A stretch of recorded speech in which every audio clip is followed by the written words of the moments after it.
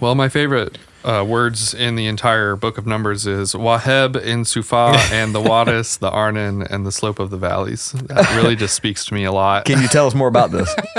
Can you elaborate? Who says when people say, write down your favorite Bible verse? This is my new one. I'm going to start writing down.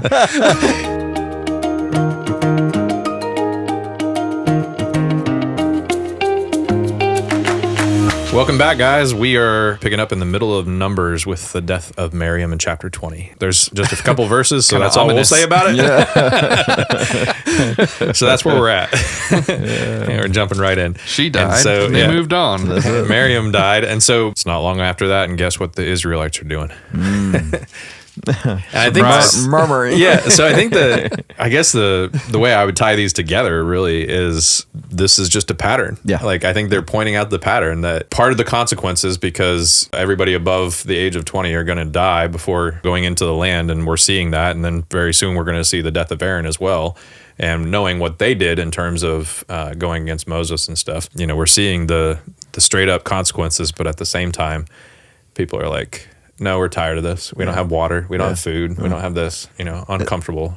It kind of comes back to just a lack of humility or humbleness before God. It's never like, oh man, we blew it, guys. We just got to, this is our lot now. You broke it. Now you're mad that it's broken. It's like, it's childish, I know, but just it's not the response of humbled repentance or humility. Is still just a defiant heart. Like, no, you're still mad at God. They're blaming God. It's never them, right? It's always somebody else. It's Moses, it's Aaron, it's the desert, it's the water, it's God. It's never, hey, if we had just been better at what God told us to do, we wouldn't be in a situation right now. And so that's still, I think, a difficulty as we're making application to our own lives. We just don't like to take responsibility. And until we do, it's not going to get any better. Well, and in this, Moses has heard it so much that he even gets a little overtaken in the moment. Yeah. As we're about to see, in the first few verses of chapter 20. But they're continually complaining. And I like to remind myself too, God still was faithful to them. Yeah. Despite all their, that's right, shortcomings, like all of them.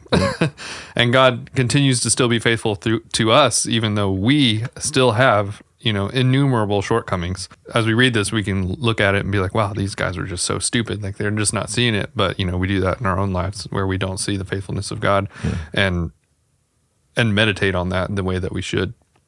Yeah, I also think we can see some of the correlation to ourselves where they use the terminology that is beneficial to them. So like sometimes they call out God, sometimes they call out Moses, sometimes they say, well, you're the one who led us out of Egypt. And sometimes they talk about Egypt being filled with the land of milk and honey type thing. And so there's that. But then I also think about how God, not only is he faithful, but he's also in the midst of being faithful. He's bringing them. It's just their lack of impatience or their lack of patience rather. So that's really the issue. They don't have, in this particular case, they don't have figs or grain or vines or pomegranates. And on top of all that, we're thirsty. And so, this is where they're at right now. Yeah. And we can see ourselves in that for sure, because I can only imagine how tired I'd get, how grumpy I'd get if I'm eating the same thing over and over and over and over again. The supernaturalness of it would wear off. I mean, knowing my own humanity and stuff. And I'd be right there with them probably. Well, this particular scene sets up failure in Moses' life. Mm-hmm. Yeah. And it seemed like, from the outside looking in, all right, well, this is not a huge deal, not a big deal. But we know also from the context of the rest of Scripture what God was trying to portray in this moment. And Moses defied him in that. He didn't honor God. Yeah. Yeah. He gave way to his emotions. In the Bible Project video that is on Numbers, Tim Mackey points out in the wording of what he says to the Israelites, listen, you rebels, must we bring water out of this rock? Like, it wasn't only God, it was Moses too. And obviously Moses should not be equating himself with God. And I don't know if there's really something there, but that was interesting that he brought that out. Saying that it was Moses' joint effort between Moses and God bringing water out of the rock, when in reality, it's only God that brings water out of the rock. Well, and I think one of the things that we can be certain of is Moses, God had spoken one thing and Moses took it upon himself to do a different thing. Mm-hmm. Yeah. And so in that regard, he is equating himself with God as far as this is what God has done. And I'm going to do what God said, but at the same time, I'm still going to kind of do it my own way. Yeah. Assume And so authority that's that's why, not his. yeah. And so that's why I see the harshness of the punishment when we look at this on first glance and we're like, well, that seems pretty rough. You know, why couldn't, especially when he called him out and he knew everything that was going to happen, like, wouldn't you let him go into the promised land? And my thought goes to, well, you also have the greater responsibility. You know, God has constantly talked about how much more responsible the ones that he has called are to be faithful and to answer and stuff. And so I think that's true of Moses as well.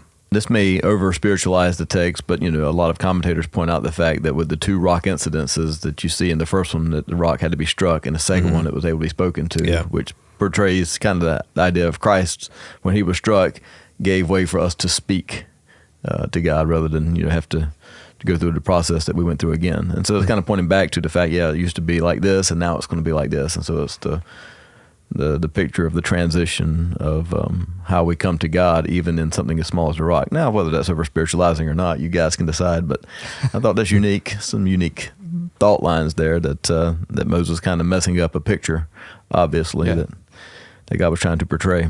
I mean, what is the benefit of the Old Testament if we can't look at it and see Jesus and everything, right? Right. I'm not going to argue against that, right? Yeah. And so, we don't get to it in a few minutes, but obviously because of this, Moses is not allowed to go into the promised land later on. Yeah. Well, and for me, this is huge because one, now we're seeing where Moses, though, is one of the greatest prophets that probably ever lived and was able to speak to God face to face, but he is human. And so when Jesus comes on the scene and he's arguing with the Pharisees about who's greater, and, basically saying, I'm better than Moses. Yeah. That's offensive to them because Moses was the greatest prophet they ever knew. Yeah, right. But Moses could not enter the promised land. And Jesus is so superior to that. Yeah. And so when we look to a person that is a savior, we can't look at Moses, though he was great. We can look to Jesus, though. Yeah. And that's what the book of Hebrews is about. And I can't stop going to Hebrews for Well, I mean, when we that's, look at that's all right this there. stuff. Yeah, Exodus, Numbers, Deuteronomy, all of it. I mean, there's a preaching there, I think. I mean, on his own merit, he couldn't get into the physical promised land. And so how much less could he have gotten into the spiritual promised land? Right. Yeah. And so I think that's a good one. I might write that down somewhere. Yeah. And not only that, who was Moses in all of it? God just chose him. Yeah. I mean, who are the Israelites and all of it? Exactly. God just That's what I chose mean. them. Abraham, we could go to all of them, So they come and they're coming to their first group of people, basically, that they kind of, as they're coming into the promised land and coming near the promised land, they've got to pass through several territories of people. Edom is one of the first ones, the people of Edom. So this goes all the way back to Esau, and Edom kind of translating to red, like maybe the red dirt, red rocks of the land. And of course, he was described as a redheaded kid, hairy dude. Yeah. So maybe it was because he was out in the dirt and it was constantly red, but made it even worse. But anyway, so these are the descendants of Esau. Yeah, I was blanking. Thanks. And so we're seeing even some of that, like even the sibling rivalry that kind of comes up, and we're going to see it even more with Lot and his descendants as far as Moab and the Moabites and so on and so forth. But these are the first ones. They refuse, and this is the only time where God doesn't actually still destroy, if I remember right. They just go ahead and kind of turn and go a different route. Yeah. Right. Whereas the others, they're like, nope, God's going to kick them out. Then Aaron dies. Yeah. Without a ton of fanfare. Yeah. The only thing that I wrote down with this one is like, man, this is sad. It is. Yeah. I mean, it says they mourn him for 30 days. Yeah. Yeah. But I mean, even just thinking about Aaron too, obviously, again, we can go back and we can see how he messed up or potentially messed up, mistakes that he made, sinful he did type mess stuff. up. That's what I mean. Like some of them were potential mistakes. Some of them were definitely mistakes. Some of them were sinful. And yet we look at this and we're still like, man, he worked and did so much. And there was so much faithfulness as well. And it just seems sad that, even just the way that, I don't know, the pomp and circumstance, perhaps, even though it wasn't big, it was like take him up on the mountain and then strip him of his priestly garments, give him to his son, and just knowing that he was already told that he was going to die there. It's just, I just can't imagine. Yeah, that'd be tough. Yeah. I come up with I don't know that I want to go. It's like the kid getting ready for bed, right? So no, I need a drink of water. Yeah. I need to use the bathroom. Wait a minute. I got to do the taxes. But you also, come up with stuff. Yeah, you also wonder, like, what did God do? Like, did he just make him breathe his last? Was it he left him up there and it couple days, he had to spend with God, like what that would have been. We can speculate, I guess, but from what we have, it does seem sad. What's going to happen again in just a little bit? Yeah, Moses. Yep. I guess knowing that you're going up to meet God and it's not a violent death, I think there's probably some satisfaction in that to kind of finishing the course well and stepping out of this life into the next. I mean, I just think the knowledge of it would be the hard part, right? Yeah. Everything else about it would be okay. That's a great way to go. I'm just going to go up to the mountain. I'm going to have a seat, and me and Jesus go look out over the land, and then I'm going to open my eyes into a different land. It seems peaceful. Yeah. Yeah. I don't know if I've said it in here, but I believe the promised land physically that they were looking forward to is just a sketch and a shadow of the real promised land. Right. And so, the fact that Aaron didn't get to walk into the physical, he walked into a better promised land, and Moses didn't get to walk into, the physical land, but he walked into a better promised land. And probably better than God described it for them, like, how Jesus is superior to Moses. The real promised land is better, superior to this, land on earth that is fallen. Yeah. So essentially, the sadness that we see in this is just simply human perspective. That is 100%. When we put it into eternal perspective, then the sadness disappears. Right. And I do think that that's part of the wiping away every tear. It's not just because there's no sadness, but it's because we actually have a better understanding. yeah, And our eyes are opened. Well, I've and we even see the thought presence. recently with so many deaths already this year within the church family, it's like, we think somebody dies early, it's a life cut short, but it may be the one that lives a long life that we will eventually think, oh man, he was missing out. Yeah.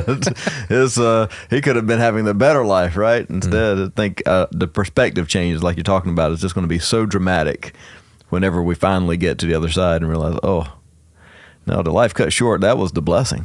Yeah. yep, So chapter 21, we have another Arad destroyed, and then we get the bronze serpent. And so within the bronze serpent, when the people are disobeying, basically, spoke out against God and against Moses. Again, their same complaint. Why have you brought us out of the land of Egypt to die in the wilderness? That's pretty much what they keep going back to. No food, no water. And we loathe this worthless, parenthetical, supernaturally provided, faithful from God. We loathe this worthless food. And so it's always the same complaint. And so God sends them snakes, venomous, fiery snakes. And so then this is where we see a very obvious foreshadowing of Christ and the faith that it takes. Because we look at this and we're like, all they had to do is look. Yes. That don't make any sense whatsoever from a human perspective. Right. But from a faith perspective and from an example type perspective, it makes absolute sense. Yeah. Faith alone. Well, and without faith, it's foolishness, right? Yeah, exactly. And because somebody said to you, hey, if you go look at that snake on a pole, it'll heal your snake bite. Well, that's foolishness. Yeah. But Because you can only imagine that they probably had at least some indication or some idea of just by looking at something, that's not going to help this venom that's in that it. should not work. Yeah. Yeah. And just like, something that's just too easy, right? And we do the same thing still with the salvation that God has provided.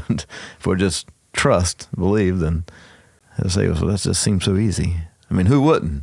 I've got to assume that some of these didn't. I mean, some cadre rascal probably said, I ain't looking at nothing. It's like, it would be crazy to think that nobody would, and no less crazy for us to think as easy, as simple as God has made it for us to be healed of our sin, sickness, and yet people resist it. Yeah, and I would also think that some of them are just, it's holding out a little bit too long even. The stubbornness is, the time is ticking. Yeah. If you've been bitten by a snake, then they've only got a certain amount of time before they actually die. And who knows how long it actually was, depending on the venom of the snake. But anyway. yeah. Well, I mean, Jesus uses this with this conversation with Nicodemus. I mean, just says, Moses lifted up the serpent in the wilderness, so must the Son of Man be lifted up. And, that gives us a picture of him on the cross, but also just like you guys have been saying, it's just that act of faith, being able to look to Jesus. So, It's the idea that it's your greatest hope. Yeah. And so, looking at the snake on the pole, I think, well, no, it's that can't be it. Even when I looked at it and I got healed, it's still probably that ointment I put on. And that's how our faith works sometimes. We still want to find some other reason of why this worked or how this worked out. God healed you. No, you know what? I did some things. I had some natural ointments, some oils. I don't know. I was like, no. Yeah, ultimately, it comes back to, especially with the serpent, again, it's that Romans 1 type thing. Could they look to the serpent and make that an idol potentially? I mean, it seems pretty absurd, but at the same time, there could be some of that. Like if it kept going or if they kept having that pole or something, then they could very much be easily distracted to think this is what saved us or something. But it is just simply representative of what God has done. Now, of course, with Christ, and Christ, being 100% God is the same as 100% man, that there's a difference there. Yes. We are looking at Christ, and it's not just looking at something that God has put down there for us. And so it is so much better and so much more. There is power in the death of Christ and the resurrection, of course. But yeah, at the base sense, it is still just trust. It's transferring trust, knowing that God is going, what he said he is going to do, he is going to follow through with. And so we look to the cross and Jesus, and it is the faith that we're placing to say, God, this is what you said, and so this is what I'm going to do. And that's what trust is, basically coming back to that. What he said is true, and I'm gonna believe it. Yeah. Well, my favorite words in the entire book of Numbers is Waheb in Sufa and the Wadis, the Arnon, and the slope of the valleys. That really just speaks to me a lot. Can you tell us more about this? Can you elaborate? Waheb in Sufa. I mean, don't you hear it? It I just do, sounds yeah. so poetic. But what does it mean to you? And the Wadis. I mean, it's like a wad. Pretty sure that's water, right? The wadi. I don't speak Hebrew at all, and the transliteration of this is they could have done better, I think. Apparently, but they didn't know what it meant either. The way they Yeah. did this. I did look into the Book of the Wars of the Lord. Some people say, okay, actually, that just refers to the Torah in general, as in the book. And others are like, in the medieval era, they were like, oh, no, this is a lost book. We got to go find it. It's and possible. they didn't find it. So, Right. So for those watching, that's chapter 21, verse 14. Yep. That's some strange stuff. So, as it says in the Book of the Wars of the Lord, Waheb in Sufa in the Wadis. I think you should memorize this. Who says When people say, speak in tongues. write down your favorite Bible verse. This is my new one. I'm going to start writing down. That's when you have to sign something. Hey, sign this for me. Yeah. It's like, oh yeah. No, that is good. Well, there's the comedy. So we've got basically chapter 21 for the most part is them along with the bronze serpents and some of that tongue speaking. Then they're just defeating these kings as they keep moving through, and so that kind of sets up the stage for when we get to chapter 22 and following with the whole story of Balak and Balaam and the donkey and everything that people are usually familiar with. They defeated a couple kings, Sihon and Og. And then now they're coming up to Moab. And so Balak is the king of Moab and comes out and says, hey, I've heard about you guys. There's a great number of people, so let me figure out what I'm supposed to do. So he goes to Balaam. So you guys can pick up on that and take it, run with it. Well, so I'll back up a hair. Just the fact that they took all the cities from the Ammonites. And the only reason it jumped off the page at me is because here's a people that God has basically said, you're not getting what I promised you. And yet his grace is so great that they still get good things. I mean, real good things. God is still fighting for them. He's still providing for them. He's still giving them so much. Yes, they didn't get into the promised land. At least this particular generation didn't. They didn't suffer as much as maybe they would make it seem in their conversation. Yeah. Their plight is not so bad. They're getting full cities that somebody else already built, and they just get to settle on. Yeah. So that became some top part of a operational hub for a while, and they'd go out from there. So then, Bashan, they got him, and so are we at the 22? That's where we're at? Yeah, chapter Balaam? 22. Oh, Yep. This is the fun one. Yeah. Balaam, I've looked at this as far as maps and other commentaries. He could have been 200 miles away from Moab, or he could have been 400 miles away from Moab. Either way, it's a pretty long travel for that time frame. He had a reputation, I guess. Yeah. They're like, whatever this guy does comes true. And which is interesting. I mean, this is a guy that's not part of Israel in any way whatsoever, and yet the God of Israel is in communication with him. specifically. Well, and you've got to understand, when we put all these pieces together, then at some point the coincidences stop becoming coincidences. You're like, there's more to this. God has been speaking to him and been giving him these prophecies for the, as we see it, the intention of what's going to happen. And so we keep that in mind as this whole story is playing out. And I think it's interesting there in verse 6, we see it. He says, when the king of Moab, Balak, is coming to Balaam, he says, come now, curse this people for me, since they are too mighty for me.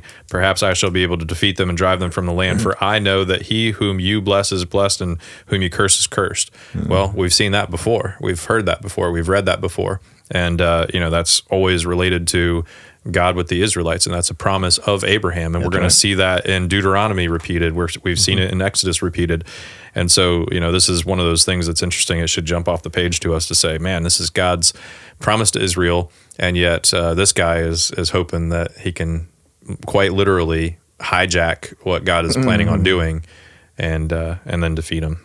Yeah. And so Balaam, he responds, he's saying, hey, I can't do anything other than what God tells me to do, which is also interesting as we continue through the story. But, yeah, so I mean, if you take note of here, there's some instances where it's listed as the Lord, but most of the time in the conversation with Balaam, it's Balaam and God, so the divine name is not even there, which kind of points to his, he doesn't really have a relationship with the Lord. So he's speaking with God, but it's not an intimate speaking with God. I mean, maybe. I wouldn't have jumped on that, but it's possible. I mean, they intentionally didn't switch out their pen to write down Yahweh in this conversation with Balaam. Yeah, as far as in the Hebrew. Yeah. So when in verse 18, you were talking about that, and I was considering, he says, I could not go beyond the command of the Lord my God to do less or to do more. And so he's at least claiming some sort of thing personal to God. Right. Yeah. So whether there's an intimacy there, or whether it's more like the demons where they're like, yeah, I see God and shudder, that type of idea. So he has a knowledge of God. He claims this God as in some even way. Obedience to God to some degree. Yeah. I mean, if he just wanted to make money, he could just say anything, right? But he's committed to being honest and true to God, and that, to me, that speaks some volume. If somebody's willing to put, and maybe it's because of the experience on the way there. It's like, I was thinking of this, but no, we're not going to do that. But or maybe it's just, it says from the beginning he can only speak what God speaks. Yeah, but there's definitely a faithfulness in that. Yeah, but there's definitely a compromise there right after that in verse 19. He's like, but stay here. So he's already got the command of God to say, you're not going to go with them. You're not going to curse them because I've already blessed them. And he knows that. And so Balaam, you would imagine, would trust what God has said.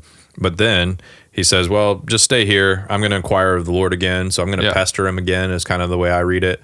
It's like I'm going to knock on the door again, see if he changes his mind. Right. And so then when God does come, and this is where it gets a little bit tricky too, because it seems like there's a contradiction. A lot of critics of the Bible like to point this out and say, well, God told him to go, that he could go at least.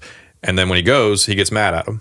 And so we have those within the first few, or within a couple verses of each other in 20 to 22. And so, God says, a lot of people, when they're commenting on this, then they're like, well, the key phrase is if the men come to call. And so they then assume they didn't. And so that's why God got mad that Balaam just went on his own accord, because he's looking to make money. And we've got a scripture that interprets scripture. So when you go to the New Testament, you see Jude, you see 2 Peter talking about this, and he wanted gain. Like we definitely know that is a motivation based on other scripture. He was motivated by financial gain, by fame, if you will, because obviously he sent more honorable people to him. And that's when he's like, okay, well, let me consider this. Let me see if I can change God's mind. And what's interesting too is that we've got more passages and more verses on Balaam that mention Balaam and stuff than mention Mary. I can't remember all the other things that people named, but like Mary and some of these other major players, they've got less verses to them than Balaam does. Yeah. So anyway. Well, I see it too as, the Lord kind of gives him up to going. Yeah. Instead of it being like, the Lord said, no, you're not going to curse Israel. And he goes and is like, well, let me ask the Lord again. And the Lord is like, all right, I'll hand you over to what you want. And that's what he did with the Israelites. I mean, that's what the whole book of Numbers is about. They wanted to go their own way. And the Lord is like, all right, you can go your own way and you won't enter the promised land. You can Yeah. go your own. And so this is it for Balaam. I mean, he gives Balaam up to go his own way, and it doesn't end well for him. Right. It's more of like you're kind of sealing your own judgment in this case. Those looking for fault with God will try to find it in this story. That's what it boils down to. And those Yeah. who are not looking for fault with God will see it from a perspective of God's foreknowledge. God's knows what the end is from the beginning, and so He's honorable in all His decisions. And so you look for what you find what you're looking for sometimes, right? And God is justified. So the problem that people will have as far as when they're looking at this in a critical way, they're saying, okay, well, God has changed his mind. But really, I don't see it as God changing his mind, because you're right. God does know what he's going to do. He knows that he's going to send an angel. Yeah. And so when it comes to what Balaam is doing, he's kind of handing him over, like you said. And I think really what it comes down to it is, I guess we see it as parents too. Like when our kids pester us and pester us and pester us and pester us, then at some point, even though we know it's not the right thing or right choice, then we might be like, fine, do it, whatever. You go do your thing. But this is how it's going to end. Mm-hmm. And sometimes we might even put that with punishment. We say, fine, you're going to not do this, then you do your own thing. But let me tell you, this is what's going to happen in the end. Mm-hmm. And, we know that. And we're hoping that they will know that or discover that or trust us or something like that. And I think that that's some of the nuances that are going on here. It takes a donkey, though. It takes an animal, a supernatural thing. So he beats his donkey 3 times, and then God opens her mouth. She's like, dude, what have I ever done to you? Can't you trust me? Like, even if you're not going to trust God, can't you just trust me? I've been faithful to you. I've never been ornery like most donkeys, is kind of the idea here. And Balaam's like, look, if I had a sword, I'd kill you. Yep. Mister, if I had a rubber hose. Which is, my first question is like, hey, how you talking? Yeah. He doesn't, not him. He skips that and goes right to engagement. Yep. Well, apparently that wasn't that big of a deal. I mean, maybe not for him. I mean, if you're a professional Seer? yeah, you just trust everything. I guess so. I mean, maybe that's he's right. probably been involved in some pretty interesting ceremonies. That's probably not the wildest thing he's ever seen.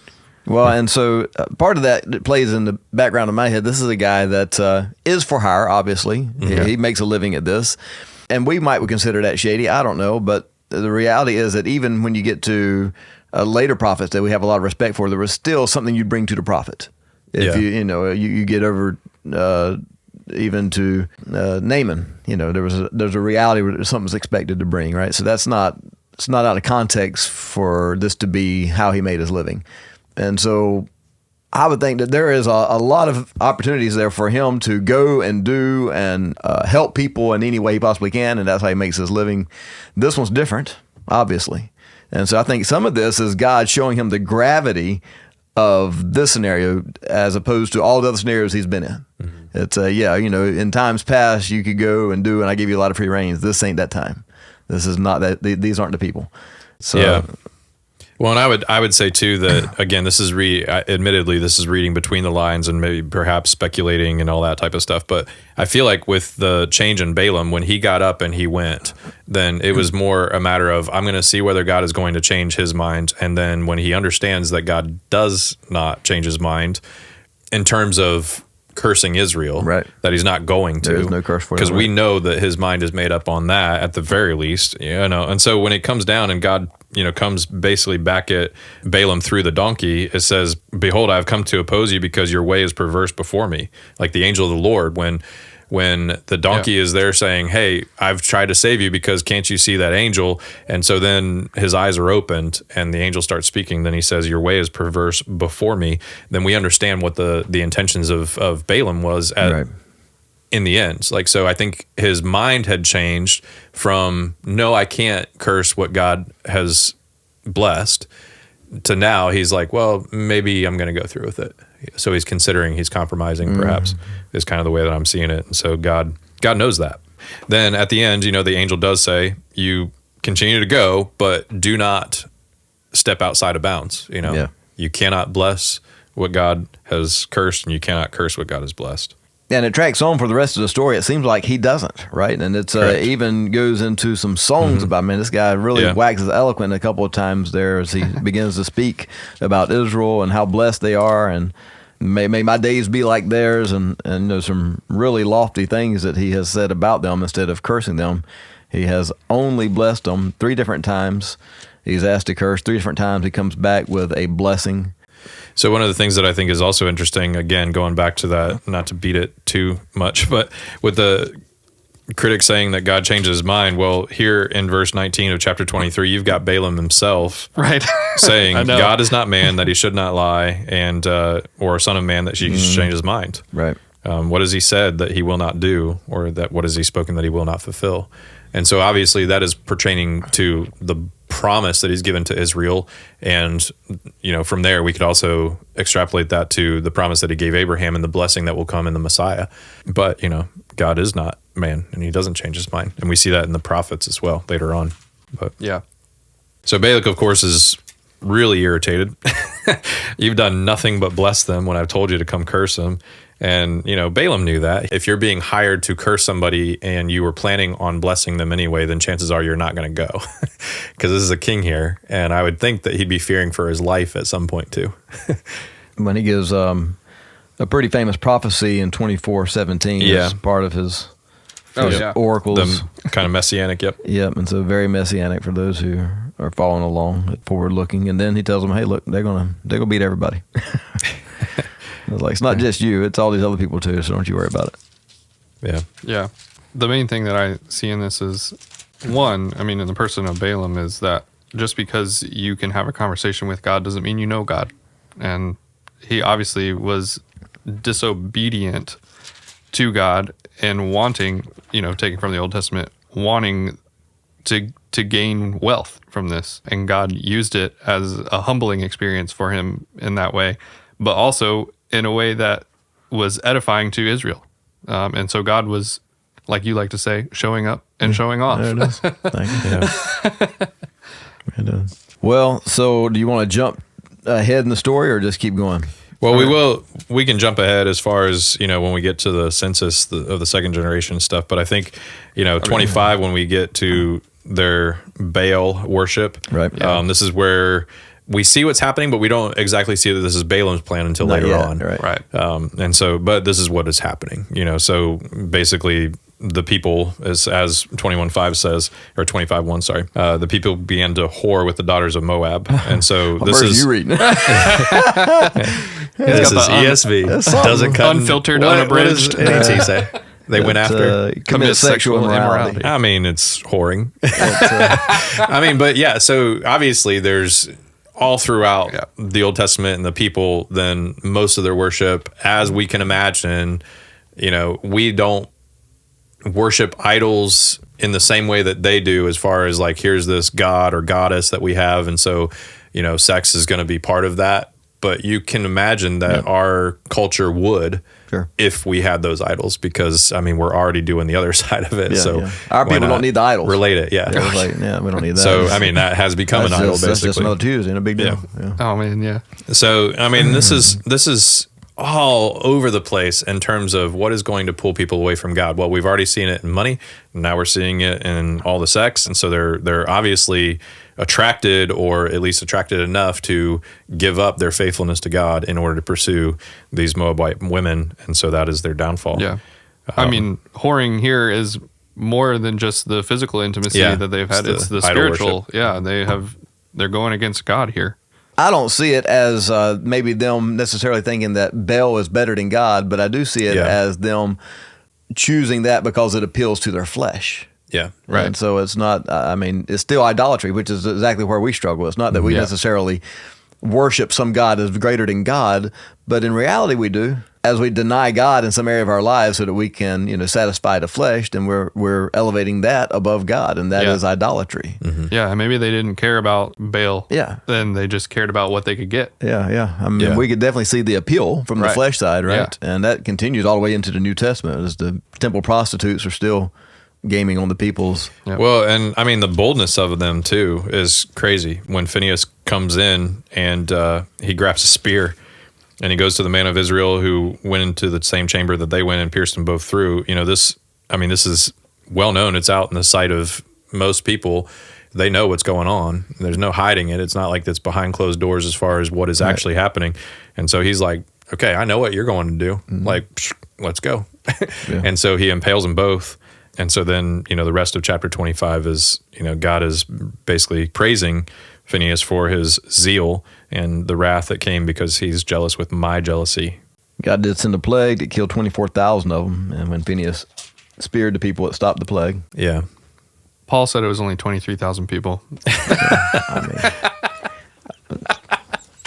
I I just wanted to throw that out there because What version of Paul reading? I don't. It's Septuagint probably. mean, Septuagint. Chapter 26, we get the second census, so this is definitely this next generation. That's pretty clear. Essentially, if you guys are nerding out on this, some go up and some go down. So, if you want to know, Reuben's goes down by around 3,000. Simeon's goes down by close to 40,000. They lose about 40,000 in Simeon's clan. Gad goes down about 5,000. Judah goes up about 2. Issachar goes up about 10. Zebulun goes up 3.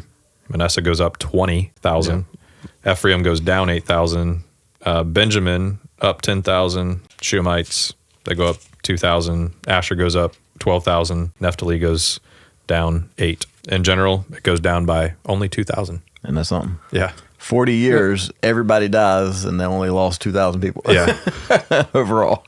Yeah. I mean, isn't it only men 20 and older? Yeah, well, and to a certain extent, perhaps, when we've got Zelophehad, or however you want to say that name, he only had daughters, and so if he had sons, perhaps there would be more counted. Right. So maybe that would have made up for the other 1,800. And so it says that when you get to the end of the chapter, when they did this particular counting, there was not a man among these who had been among those numbered by Moses and Aaron at Sinai. And even Moses and Aaron, they weren't counted because they were going to die. Yeah. Well, Aaron already did. And Caleb and Joshua were the only outliers. But so this is the 40 years had elapsed at this point, and everybody 20 years and older, at least of the men, had all died. It just and so you can figure 600,000 people, give or take a little bit. Have y'all done the math on that? Did I do that last time? I think you did, or you did it at some point. I remember you pulled it up. 600,000, that's just a good round number, divided by 40 is 15,000 a year. Divide that by 12, and there you have it, 1,250 a month. That's a lot of funerals. Yeah. I think at some point you quit digging graves. Yeah. I mean, maybe you start off and you're like, you know what? The wild animals just take care of it. Well, you got the time. It's like the desert was hard enough, digging 1,000 graves. I mean, at one point the ground did open up and swallow a bunch of them, so that helped with That the did, digging yes. part. They probably didn't like it at the moment, but later on, they're like, you know what? If that ground could open up again. Well, so the other thing too is, again, we mentioned, what's this deal about all the death and dead bodies and all that type of stuff? Well, I mean, some of it is even just in the there and now. They've got all these dead bodies to deal with, and they're constantly unclean. Yeah. Like, I can only imagine they probably just have some people that it's like, okay, well, you got this week, I got next week, you got the next week after It's got that. to be that. Take turns. And we just rotate. And so we just know, okay, this week I'm going to be unclean. So I'm going to take care of all these bodies for this week, and then it'll take me a week or however long to come back. Yeah. So the daughters of, how do you say that, Josh? I want to know. Zelophehad. He didn't have any sons, and so Z-baby. the daughters. What'd you say? Z baby. Z dog. He didn't have any.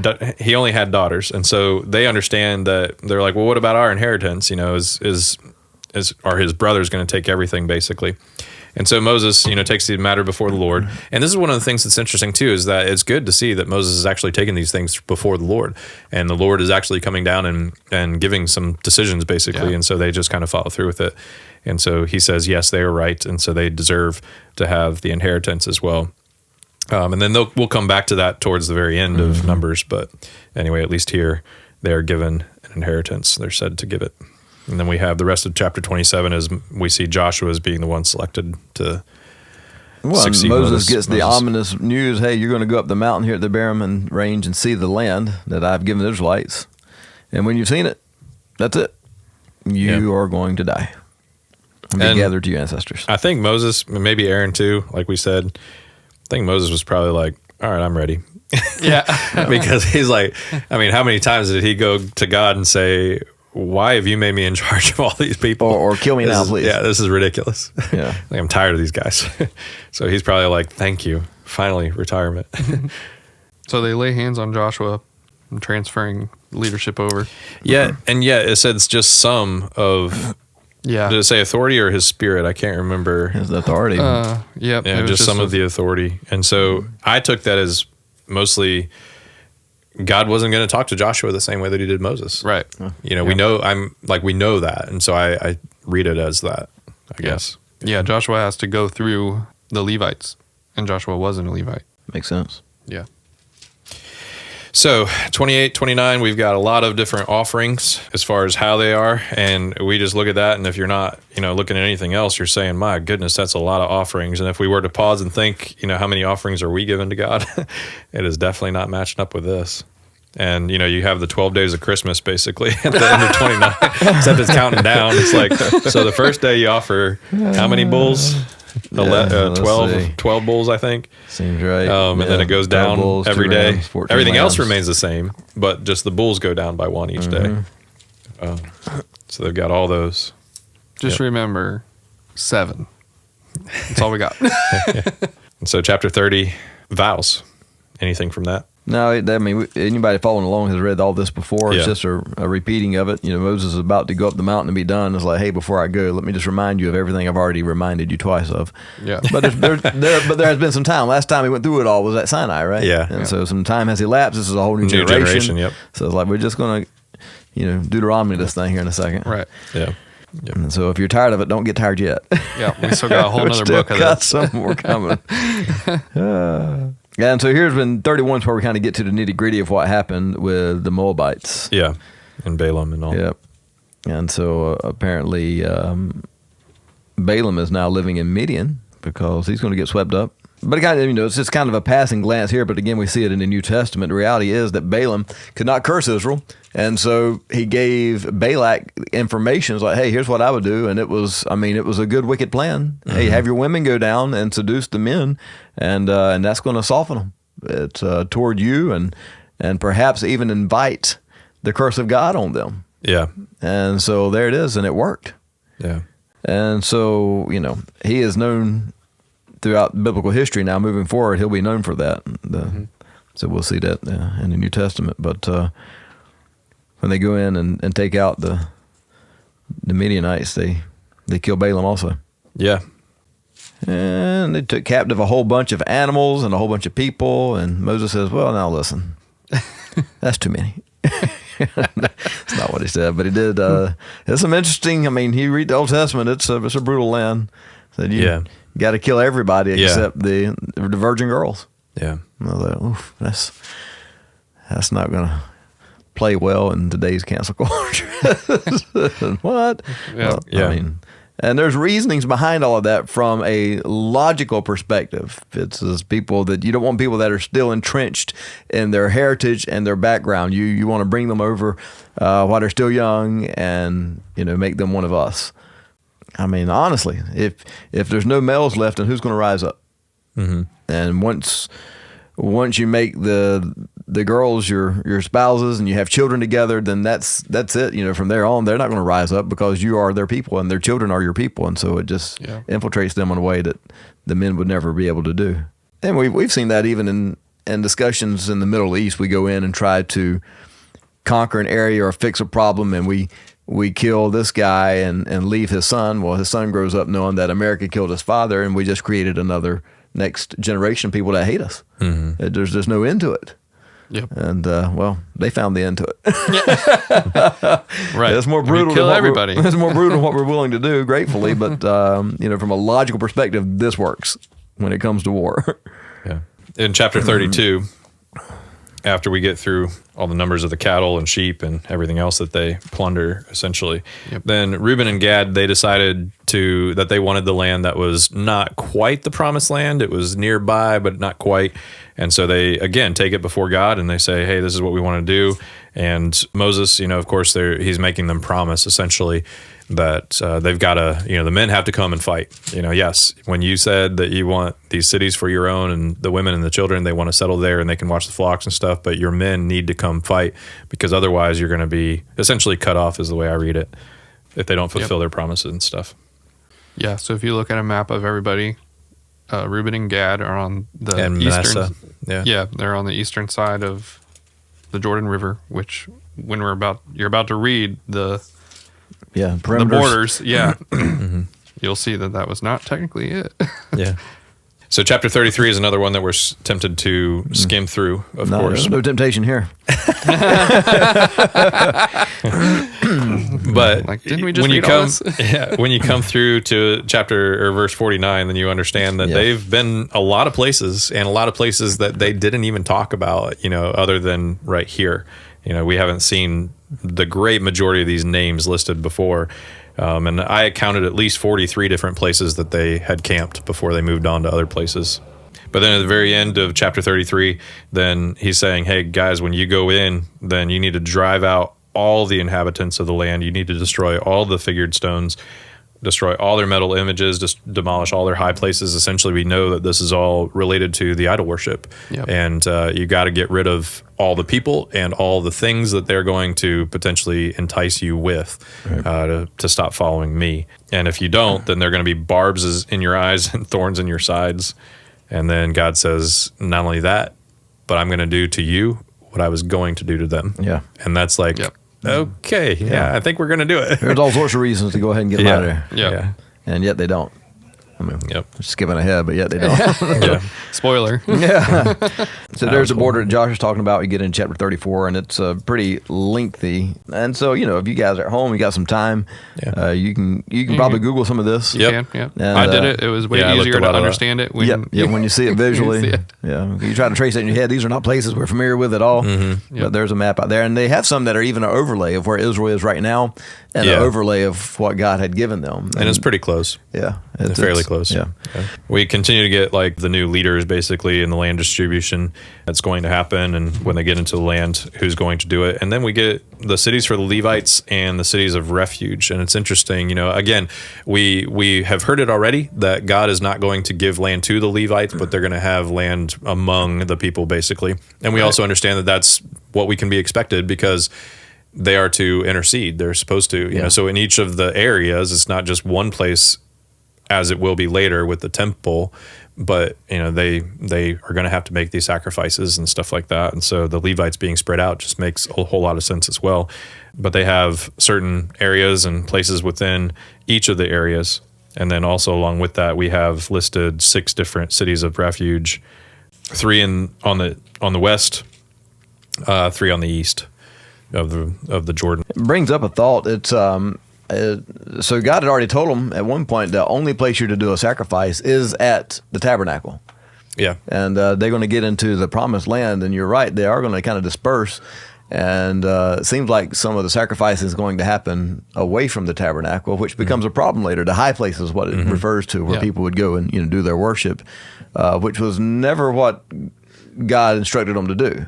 Yeah. So it's I don't know. I had to go back and look at was the intention always the pilgrimage to wherever the tabernacle was to make that sacrifice? Well, and I would think for sure the Day of Atonement, I think it's safe to say for the Day of Atonement and all that type of stuff, absolutely that wherever the tabernacle was, the high priest is there and that. But their daily offerings, and at least if it wasn't an atonement type of offering, I would think, again, I would have to look it up too. And that's for sure. Any type of wave offering or grain offering or even financial offering could have been taken anywhere, but the sin offerings seemed like they needed to be at the tabernacle. But, right. I mean, because there's still a high priest. Well, and there's only so many, or there's only one of the holy vessels that God kind of laid out too. Yeah, so you can't build, a bunch of mini tabernacles. Definitely shouldn't. Doesn't work. Right. Yeah. You definitely should. But I think they did. We will see it in a little bit. Yeah. At least little places. I don't know if it's tabernacles, but little places where they would do some things. The high places. Yeah, it was a high place. Detestable to the Lord. Yep. So essentially, within the cities of refuge, it's primarily. I think they give more information in Deuteronomy as to other things, but at least here we only have manslaughter and unintentional manslaughter at that. Right. So it's anytime you accidentally, whatever you have done results in somebody else's death, then you had to go to these cities of refuge, or else you were fair game essentially for the one who would be the avenger of the blood or something like that. And not only that, but it also gave them a chance to remain alive until their case could be heard. If that was, if there was some sort of, this witness is coming against saying, no, there was some sort of ulterior motive, there was premeditated murder or something like that, then they could at least have some time to hear him out, basically. Yeah, the cities of refuge is definitely, we see the compassion of God. We see kind of the fairness within all of this and what God is doing. So it's interesting. If you look at verse 33, you shall not pollute the land in which you live, for blood pollutes the land, but the blood is also what purifies the land and what purifies all the different things. And so it's very interesting. We've talked about the blood and why is it so bloody, and you have preached sermons on it and stuff. And this is where we see it again. Yes, when blood is misused or it's spilt in a way that is not honoring to God or what have you, then it defiles, it pollutes, it makes everything worse. But it is also true that only blood can redeem. Well, and it kind of goes back to the fact that the purpose of blood is life. Even as it's used for death at the tabernacle, that's still the purpose there is life. Mm-hmm. And so any other usage of that is the purpose of death. So we leave on a cliffhanger. Yes. Chapter 36. Yes. So obviously one of the issues that would arise, and again, and going back to the daughters of Zelophehad. Good job. I don't know. Something. Z, baby. Z. Yeah. Z.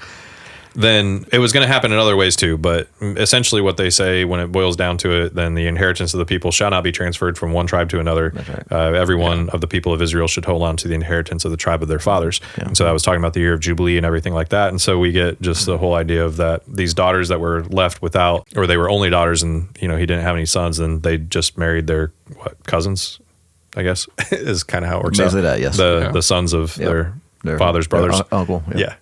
So that's where we're at. Yeah. It's a little anticlimactic before the final chapter, but here we are. We don't write it, we read it. And so that brings us to Deuteronomy, which means? Second law. Yep. Yeah, we'll get some more law stuff. Yep. Y'all enjoyed it so much the first 3 times.